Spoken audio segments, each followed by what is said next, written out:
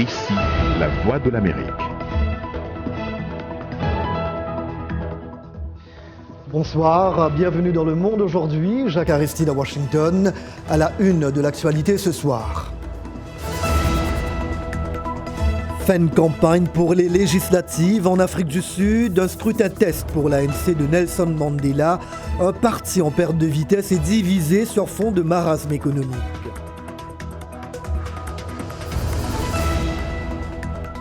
Évasion de 2 assassins présumés des experts de l'ONU en République démocratique du Congo.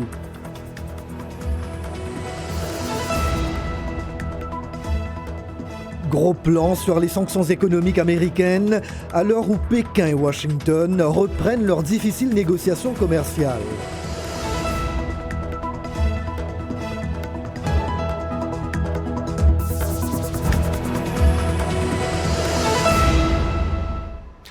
L'Afrique du Sud vote demain pour élire ses députés au Parlement et ses représentants dans les 9 assemblées provinciales. Conclusion de longs mois de campagne dirigée par les leaders des 3 principaux partis du pays. C'est dans le KwaZulu-Natal que Cyril Ramaphosa, chef de l'État depuis le départ forcé de Jacob Zuma l'an dernier, anime ses derniers meetings. Reportage de notre correspondante Asma Botmi-Clark. De l'eau dans un camion-citerne. Une délivrance pour les habitants de ce township de Durban. Privés d'eau depuis une semaine, c'est en ce jour de rallye de campagne de l'ANC qu'un peu d'eau est distribuée. Acte de bienveillance ou marketing de campagne électorale, le message est confus. Nous avons souffert toute la semaine sans eau. Comment est-ce que l'on peut voter pour eux alors qu'on n'a même pas d'eau? Je vote à ANC normalement, mais là je suis confuse. Je ne sais pas pour qui voter. Confusion, un mot qui résume bien la stratégie de campagne électorale du Congrès national africain à quelques jours du vote. C'est en se joignant au rassemblement annuel du grand syndicat communiste que Cyril Ramaphosa a souhaité parler une dernière fois aux électeurs de la province du KwaZulu-Natal.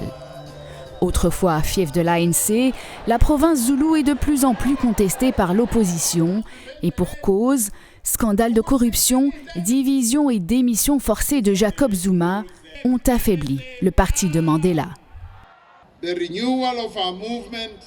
Le renouvellement de notre mouvement doit aussi être accompagné par un renouvellement de notre gouvernement au sein duquel nous faisons les choses différemment.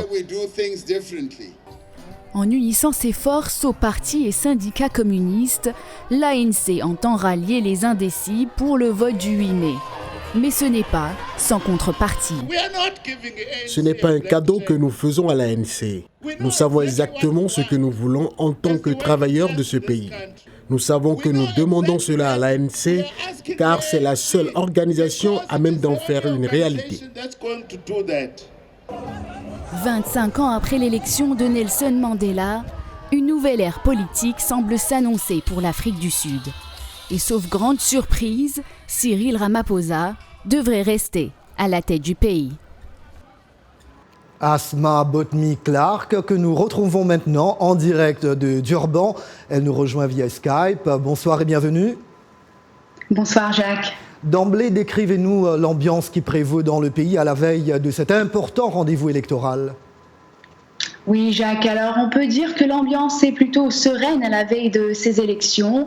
Plus tôt dans la journée, la commission électorale indépendante annonçait que tout est prêt pour accueillir les 26 millions d'électeurs sud-africains qui iront demain voter. Mais derrière cette ambiance sereine, on sent qu'il y a un peu d'inquiétude, notamment ici à Durban, dans la province du KwaZulu-Natal, où il a été annoncé des possibilités de violence qui pourraient venir perturber le bon déroulement des élections demain. Alors il faut savoir que depuis quelques semaines, il y a eu une certaine série de manifestations à Durban, mais aussi dans la province nord-occidentale. Et donc ces régions étaient identifiées comme régions à risque et elles sont sous haute surveillance. Un déploiement d'un contingent sécuritaire supplémentaire a été prévu. Alors, malgré le chômage, la corruption et une société de plus en plus inégalitaire, la victoire est promise une nouvelle fois à l'ANC, du moins d'après les derniers sondages. Pourquoi ? Alors, Jacques, pour la majorité des Sud-Africains, l'ANC, le Congrès national africain, reste le parti de Nelson Mandela. C'est le parti qui a libéré le pays du régime de l'apartheid et le parti donc, qui a lutté contre ce régime de l'apartheid. Et donc, pour de nombreux Sud-Africains, l'ANC représente, ils ont un sentiment de loyauté et d'allégeance envers ce parti. Et c'est pour ça que demain, la majorité votera encore pour l'ANC. Les électeurs sud-africains le répètent depuis des semaines, ils veulent du travail. Brièvement, que proposent les trois principaux partis pour relever ce défi dans un pays en panne de croissance ? Oui, alors le candidat de l'ANC, Cyril Ramaphosa, a hérité d'une situation économique calamiteuse après les mandats de Jacob Zuma et lui a misé toute sa campagne sur le mea culpa du parti de l'ANC. Il a promis d'éradiquer la corruption dans le pays et de faire revenir les investisseurs étrangers. C'est comme ça qu'il entend relancer la machine économique. Le candidat de l'Alliance démocratique, Mmusi Maimane, surfe plutôt sur le mécontentement des Sud-Africains face au mauvais bilan de l'ANC. Il espère ainsi récupérer les modérés déçus de Jacob Zuma et pour relancer l'économie, il compte sur le changement politique et l'éradication de la corruption aussi. Enfin, Julius Malema et les combattants pour la liberté économique, quant à eux, prônent ce qu'ils appellent une révolution économique qui passerait par l'expropriation sans indemnisation des terres et la nationalisation des banques et des mines du pays. Asma Botny-Clark, vous allez avoir du pain sur la planche. Vous êtes notre correspondante en Afrique du Sud et vous étiez en direct de Durban. Je vous remercie. Merci. Ailleurs dans l'actualité, en République démocratique du Congo, 2 assassins présumés de 2 experts de l'ONU se sont évadés la nuit dernière de la prison de Kananga. Les fugitifs sont Évariste Ilunga Lumu et Tchaba Kanowa. Des militaires ont tiré des coups de sommation en l'air pour empêcher d'autres prisonniers de s'échapper. La situation était toujours tendue dans la journée. Des renforts étaient attendus pour pénétrer à l'intérieur. Les 2 experts de l'ONU, la Suédoise Zaida Catalan et l'Américain Michael Sharp, ont été tués le 12 mars 2017 au Kasaï, où ils enquêtaient sur des fosses communes dans le cadre d'un conflit armé. Nous restons en RD Congo pour braquer les projecteurs sur la minorité musulmane du pays. Elle représente la 2e communauté religieuse en nombre de fidèles après le christianisme. En avril dernier, le groupe État islamique a revendiqué pour la première fois un attentat sur le territoire congolais. Le débat est vif à Kinshasa, d'où nous retrouvons notre correspondante Anastasie Tudièche. À Kinshasa, dans la commune de Lingwala, le siège de la Comico, la communauté islamique du Congo, est le théâtre d'une crise majeure. Un groupe d'imams autoproclamés comité de crise occupe le bâtiment depuis 6 mois. Avant cette date, madame, étant donné qu'il y avait la crise, l'imam sortant chez Ali Mwinyi de Kisangani où il se trouvait, il a commencé à publier dans les réseaux sociaux que nous étions des terroristes, des je ne sais pas qui, alors qu'on se connaît très bien. Corruption, mauvaise gestion, nombre insuffisant de théologiens, les critiques pleuvent sur le bureau exécutif. Et le maintien à la tête de l'organisation de l'imam sortant a envenimé la querelle. Mais Cheikh Ali Mwinyi reste serein. Mais tout ça, c'est la soif du pouvoir. Vous savez, quand les gens ils sont sans qualité parce qu'ils ne sont pas membres effectifs de la communauté, bien sûr, parce que la communauté est composée de 350 membres effectifs. Et les gens qui réclament ne sont même pas membres effectifs, ils n'ont jamais assisté à aucune assemblée générale. Ce bras de fer entre les 2 entités est inégal, selon le secrétaire général de la Comico. Pour lui, les pouvoirs publics ont choisi un camp. Par moment, madame, nous croyons que la question n'est plus islamique. Nous avons obtenu au moins 5 réquisitions du parquet général qui n'ont pas été exécutées par la police. L'attaque terroriste revendiquée le 18 avril dernier, une première par le groupe État islamique dans l'est du pays, ne risque-t-elle pas de ternir l'image de la communauté musulmane au Congo ? Pour l'imam Zaïdou, pas d'amalgame. C'est une mauvaise coïncidence, mais la Comico n'est ni de près ni de loin liée à cette histoire-là que nous condamnons énergiquement. La direction du comité de crise a toutefois annoncé préparer une réunion de conciliation prévue après le Ramadan. À Kinshasa, pour VOA Afrique, Anastasie Tudièche. Nouveau bilan au Niger au lendemain de l'explosion d'un camion-citerne à Niamey. Les autorités font état maintenant de 60 morts et d'une quarantaine de blessés. La plupart des victimes tentaient de récupérer de l'essence qui coulait du camion renversé. Le bilan pourrait encore s'alourdir car d'autres personnes brûlées au 3e degré ont peu de chances de survivre. D'après le commandant du groupement d'incendie, les premiers éléments de l'enquête indiquent qu'une défaillance technique est à l'origine de l'accident.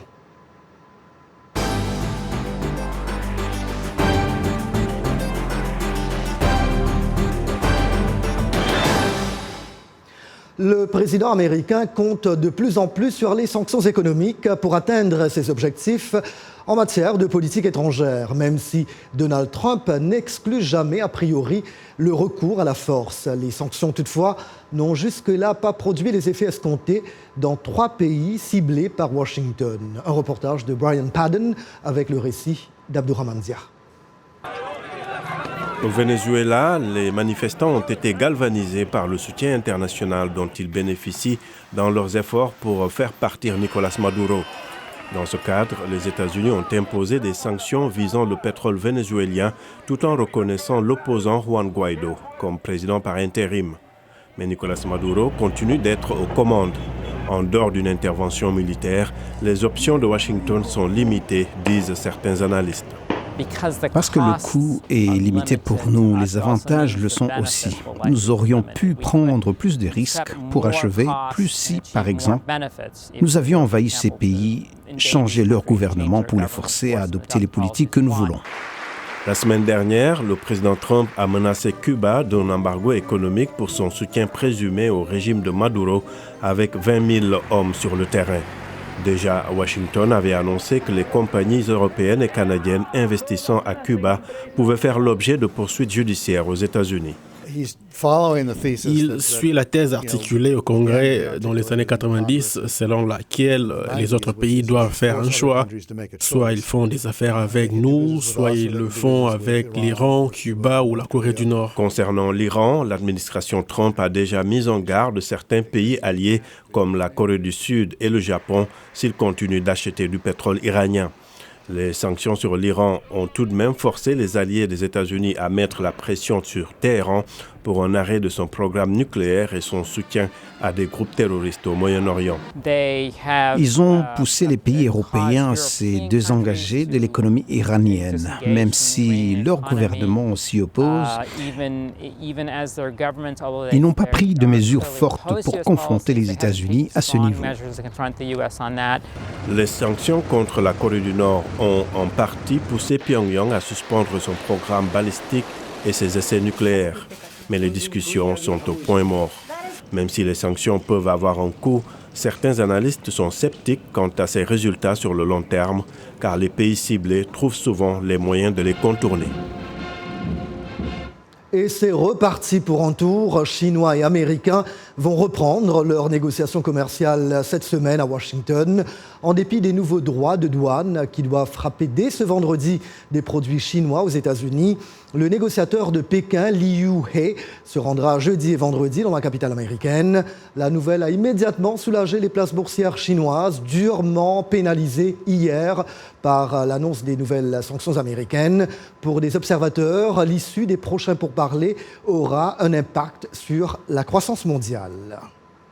Et puis en Syrie, plus de 152 000 personnes ont été déplacées en une semaine dans le nord-ouest du pays, alors que le régime de Bachar al-Assad et son allié russe poursuivent leur bombardement sur la province d'Idleb, tenue par les djihadistes. L'ONU se dit alarmée par des informations concernant des attaques aériennes qui ont fait, dit-elle, des centaines de morts et de blessés parmi les civils.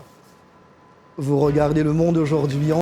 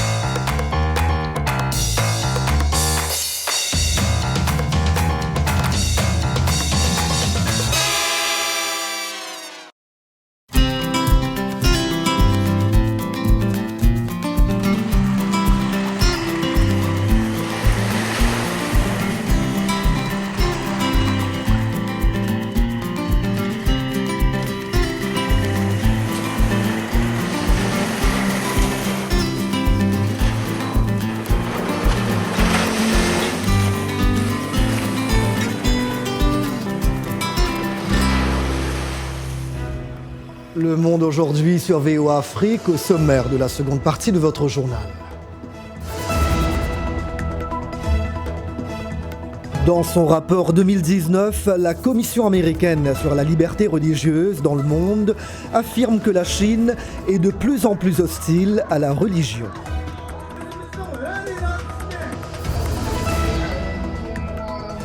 Après les multiples attaques contre les lieux de culte à travers la planète, un groupe de fidèles d'une mosquée de la ville américaine d'Arlington s'entraîne pour se protéger contre d'éventuelles attaques armées.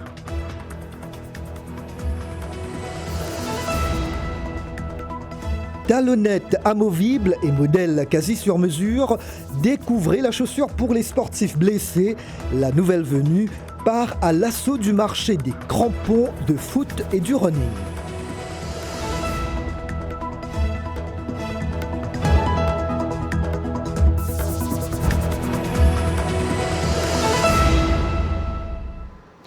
Une enquête de la Commission américaine sur la liberté religieuse épingle 16 pays comme les pires auteurs de violations de la liberté de religion dans le monde. Dans son rapport annuel publié récemment, cette commission a encore une fois qualifié la Chine de l'un des persécuteurs les plus flagrants. Davantage avec la correspondante de la VOA, Cindy Sain. Son reportage est relaté par Blanche Sanou.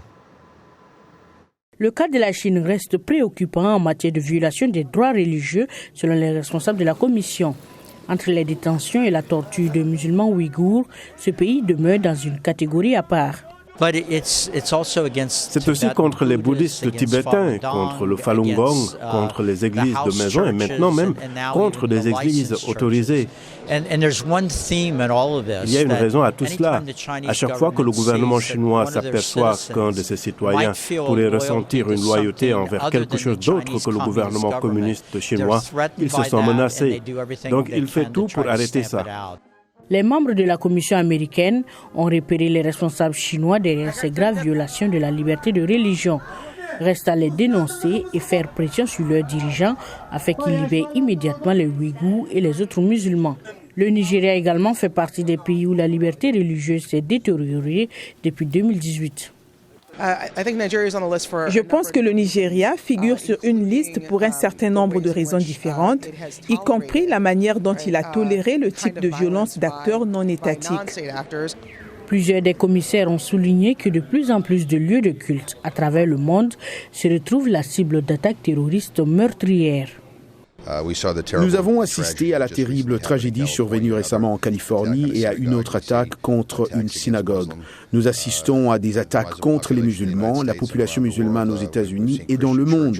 Nous avons vu des églises chrétiennes être la cible d'attaques aux États-Unis. Ainsi, lorsque nous parlons de liberté religieuse, ce n'est pas seulement à l'autre bout du monde, c'est à mi-chemin. McGovern et les autres républicains du Congrès ont déclaré que la protection des lieux de culte et la liberté de religion dans le monde étaient un problème sur lequel les Américains de tous les partis politiques pouvaient se mettre d'accord. Toujours au chapitre de la religion, des fidèles d'une mosquée d'Arlington, c'est dans l'État américain de Virginie, eh bien, ils s'entraînent pour parer à toute éventualité, c'est-à-dire à une attaque armée. Cette formation fait suite à la vague d'attentats contre des lieux de culte dans le monde, y compris en Nouvelle-Zélande, où 50 personnes ont été tuées dans une mosquée, alors que dans la ville américaine de Pittsburgh, 11 fidèles ont perdu la vie dans une synagogue. Le reportage de Nilofar Mughal est relaté par Irénée Herman Ungbo. Nous sommes à la mosquée Beitul Mukarram d'Arlington en Virginie. Les fidèles ont terminé leur prière, mais ils sont encore sur place pour recevoir des notions de sécurité d'un agent de la police locale. Les policiers enseignent aux fidèles le comportement à adopter si quelqu'un ouvrait le feu dans la mosquée. L'objectif de cette formation est de donner les outils nécessaires à une bonne réponse en cas de violence. Une initiative que saluent ces fidèles musulmans. C'était merveilleux. Je suis très heureux d'être ici et d'apprendre les techniques pour échapper à certaines situations inattendues dans les lieux publics, en particulier dans la mosquée. J'apprécie vraiment le fait que la police du comté d'Arlington se soucie de nous. Ces gens se soucient vraiment de nous. Cette formation est basée sur les meilleures pratiques du département de la sécurité intérieure des États-Unis. Elle promeut le modèle Run, Hide, Fight qui encourage avant tout les gens à s'enfuir, ensuite se cacher, puis riposter dans la mesure du possible. Les officiers exhortent également ses fidèles à faire tout ce qui est humainement possible pour survivre. Je pense que c'était bien parce qu'au moins ça m'a fait réfléchir et m'a rendu mentalement plus brave. C'est encourageant de voir même des agents de police vous dire que le simple fait de se cacher sous un bureau avec une poubelle peut vous sauver la vie. C'est une bonne nouvelle. Les autorités religieuses ont décidé d'offrir cette formation à leurs fidèles après les dernières attaques contre des mosquées et des synagogues. Et nous retrouvons Yacouba Ouedraogo pour toute l'actualité sportive du jour. Bonsoir Yacouba. Bonsoir Jacques et bonsoir à vous, amis sportifs. Les arbitres sont en grève au Ghana.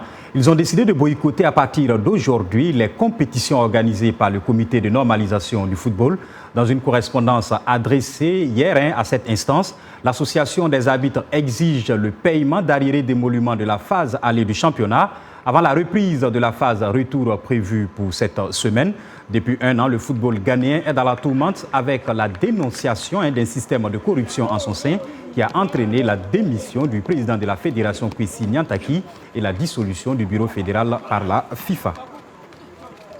En Europe, Diego Godin annonce son départ de l'Atlético. Le capitaine des Colchoneros quitte le club après 9 saisons. Diego Godin, qui arrive en fin de contrat en juin, avait repoussé des offres l'été dernier pour prolonger à l'Atlético, mais il n'a pas réussi à se mettre d'accord avec le club pour un nouveau contrat. Il pourra faire ses adieux au public Colchonero dimanche contre le FC Séville au stade Metropolitano pour l'avant-dernière journée du championnat d'Espagne. Godin, qui a disputé 387 matchs sous le maillot de l'Athletic, compte à son palmarès une Liga, une Coupe du Roi et 2 Ligues Europa, ainsi qu'une Copa América remportée avec son pays l'Uruguay en 2011. La presse espagnole annonce le défenseur de 33 ans à l'Inter Milan.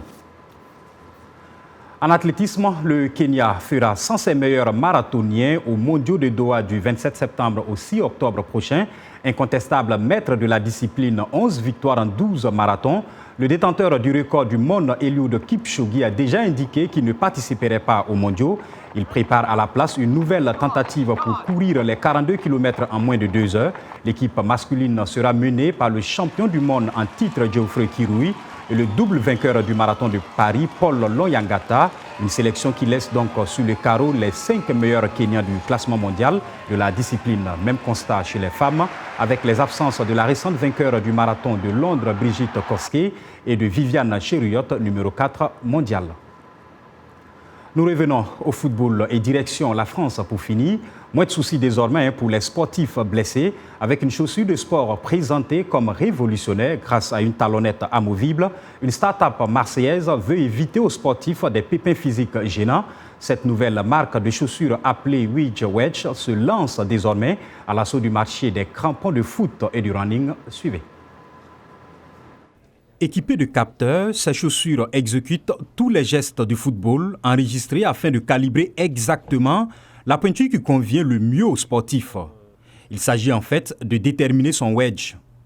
L'aspect novateur vient de cette talonnette glissée sous la semelle et qui donne son nom à la marque Wiz Wedge. En 25 ans de recherche, le podologue et concepteur de cette nouvelle marque, Jean-Luc Guerre, a pris le soin de tout peaufiner. Tout a été passé au crible pour en faire un chaussage au niveau de la stabilité, au niveau de l'amorti, au niveau de son dynamisme, au niveau de la dissipation des ondes de choc, pour étant l'un des produits, et on l'espère, le plus sécuritaire aujourd'hui du marché. Au choix, 3 types de talonnettes interchangeables pour favoriser l'amorti ou la dynamique en fonction du poids du sportif. Blessée, la capitaine de la section féminine de l'Olympique de Marseille, Caroline Pizala, devait passer en soins après chaque séance d'entraînement pour des problèmes de sciatique. Ce n'est plus le cas depuis qu'elle a découvert et porte les Wiz Wedge. Maintenant, c'est vrai que ces chaussures-là m'ont permis de ne plus avoir de douleur au niveau lombaire. Et c'était, voilà, pour moi, c'était nécessaire de ne plus avoir ces signaux-là qui sont gênants au quotidien. 7 ans après la naissance officielle de sa marque, Jean-Luc Guerre a lancé la commercialisation de ses chaussures, vendues sur Internet et dans une vingtaine de magasins en France. Mais la paire de crampons revient cher, jusqu'à 259 € pour un modèle en cuir et environ 25 € pour la paire de talonnettes supplémentaires. Une belle trouvaille donc. À demain. Eh bien, voilà donc une bonne nouvelle pour les footballeurs et coureurs. Merci Yacouba, à demain. Et des images impressionnantes pour terminer, elles nous viennent du Vietnam, où un ancien parc aquatique est devenu une véritable attraction pour les touristes. Le parc qui était abandonné, couvert de graffitis, il est situé dans l'ancienne capitale impériale vietnamienne de Hue. Construit en 2004, le parc a fermé 7 ans plus tard, après avoir connu des difficultés financières. Aujourd'hui, les touristes ignorent le panneau fermé aux visiteurs et le garde de sécurité à l'entrée principale pour se faufiler par une entrée latérale vers le site abandonné pour le parfait plan Instagram. Le dragon de béton au centre de l'imposant monument de pierre est la pièce de résistance pour la plupart des visiteurs qui peuvent monter les escaliers